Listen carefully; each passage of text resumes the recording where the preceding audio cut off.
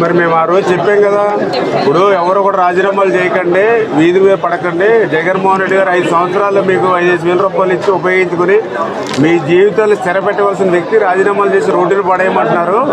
మళ్ళీ మేము వచ్చాక శాలరీలు పెంచుతాము, వ్యవస్థను కంటిన్యూ చేస్తామని చెప్పామా లేదా?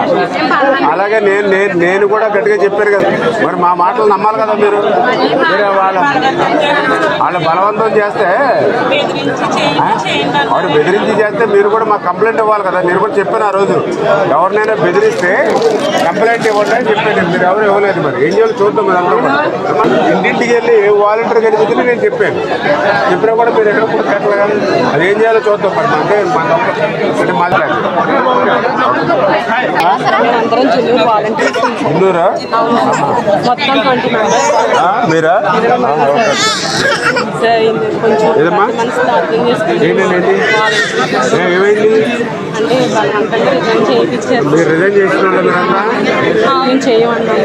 మరి చేయకూడదు కదమ్మా.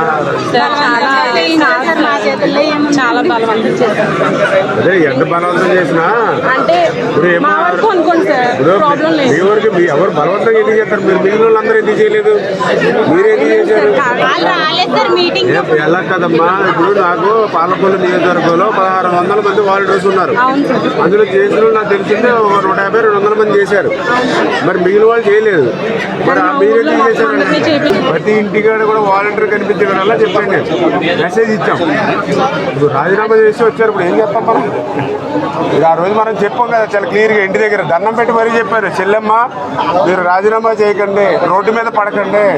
రేపు పొద్దున మన ప్రభుత్వం వచ్చాక వాలంటీర్కి శాలరీలు కూడా పెంచుతాము.